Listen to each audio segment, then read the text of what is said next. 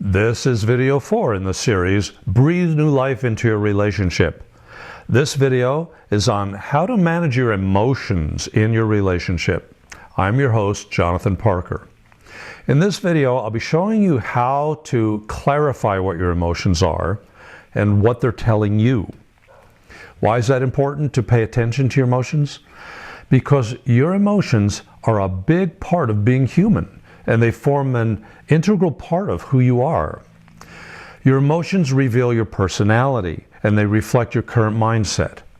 Your emotions have the important function of conveying your feelings about the relationship, whether they're positive or negative, and they should not be ignored nor suppressed.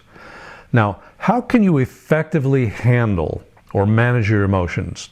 One of the best ways to do that, especially when you're interacting with your partner, is to be very clear about what you feel and why you feel that way. Many women and men feel entitled to express their emotions unabated, but when you're married to somebody, you have a responsibility as well as an obligation to express your emotions meaningfully, so the other partner can make sense of your situation. It's quite common for one person to accuse the other, saying that person's really emotional or unstable. Emotional issues come from subconscious programs. If you think you're being misunderstood or treated unfairly, you're likely to feel angry or resentful. In some cases, you don't even understand why you feel the way you do. So to help you with that, there's a simple process called emotional journaling, and it can be really helpful. It has two main goals. One is to allow you to understand all of your emotions and why you're experiencing them in the first place. And two, to allow you to express yourself meaningfully so you can be heard and then resolve the issues that are at hand. Intense, raw emotions can be really hard to control or even understand. Maybe there have been times when you thought, I'm so angry I can't even think straight or speak right now. And that's a good example of how emotions can have an immense power over you. They tend to overload your conscious thinking, and as a result, they can ruin good dialogue if you let them control the situation. Now, how can emotional journaling help you with marital issues? Not many people are aware of this, but one of the main reasons why troubled couples have a tough time resolving their issues is they can't express themselves properly. When a person cannot express his or her emotions to the significant other, several things can happen. First of all, the message isn't even understood in its entirety, or it may not be understood at all for that matter. And secondly, the person feels frustrated at not being able to express those feelings adequately. And third, in some cases, a person may try to stifle or hide the emotions or suppress them. That can lead to a buildup of emotions and deep inner hurt and wound, and these suppressed feelings are going to explode at some point, usually at very inopportune moments. And a fourth possibility, negative emotions can dominate or belittle and intimidate the other person, and that just leads to more arguments and it intensifies the hostility. A fifth consequence of unmanaged emotions, a person feels depressed, and that leads to shutting down, no longer communicating. All of this is where emotional journaling can be very helpful. Now here's how you do it. Emotional journaling just takes a few steps. You want to write down your responses to a simple series of 7 questions. When you write down the findings, write down the date, the person involved, and the details of the event, and a summary of the emotions. So you'll see how things keep coming up, how you regard them, and any changes in your reactions over time. You want to journal answers. Maybe you want to do this like once a week for a while. So here's how you identify the emotions. The first step is to identify all the emotions that want to be expressed. However, often in the raw form, you can't articulate them yet. So to do that, you'll want to consciously process them so you can understand and identify their causes. And the way you do that is by asking some simple questions. First, Would you say that the experience is positive and good or negative and bad? That's an easy but very important place to start. Secondly, what do you conclude or believe about what has taken place? That could be how you judge or evaluate the person, or what you think their motive is. For instance, some of your beliefs might be self-directed, such as, I'm not being treated fairly or with love. I'm made to feel unimportant. I've been criticized. I've been belittled. My needs are being ignored. Or I feel betrayed. Or they could be projected at your partner. They change. They're unforgiving. They're selfish. They're unreasonable. They're critical and complaining.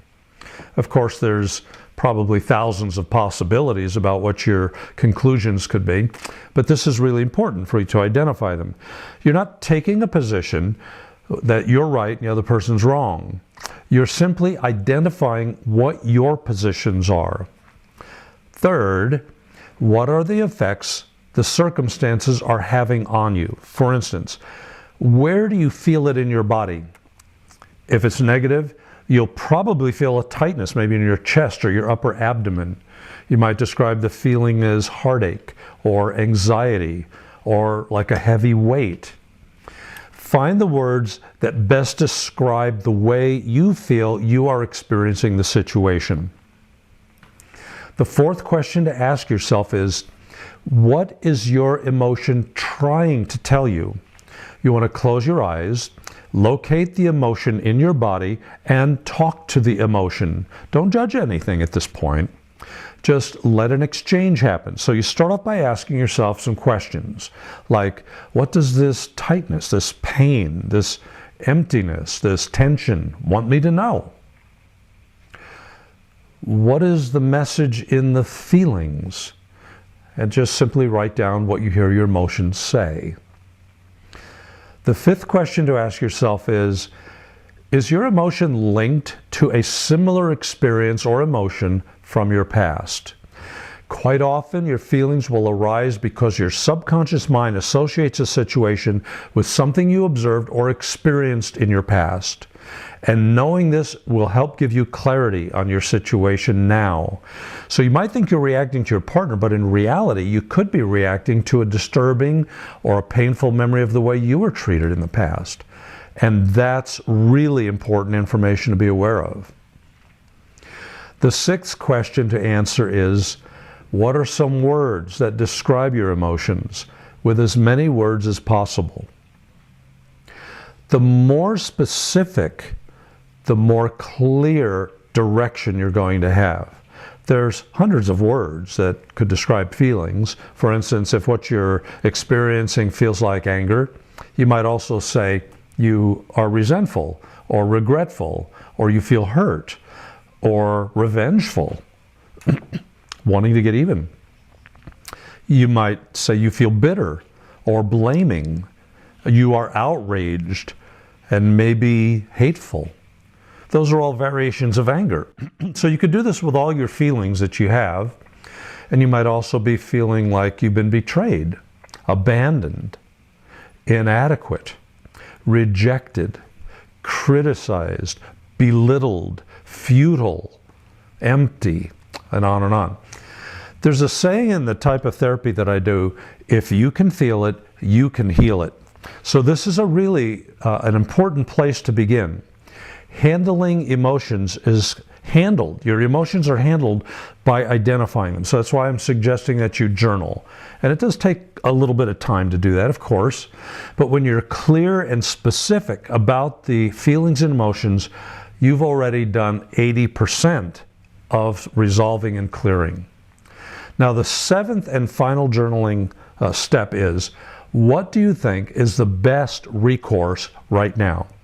Now, we're talking about the immediate action that you think is the best solution for the perceived problem.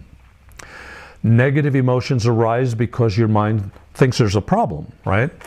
Or maybe it's an incongruity, or something just needs to be straightened out. Your mind is always generating responses to these incongruities.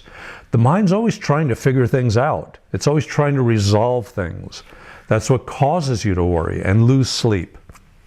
So identify the action that your mind thinks is the logical next step. Now in the next video, number 5 in this series, I'm going to be going over how to use insights in this journaling so you can better communicate with your partner. So right now, spend some time journaling, and when you're ready to go on, then you can go on to the 5th video in this Breathe New Life into Your Relationship series. I also have more information on my relationship site, keepourlove.com.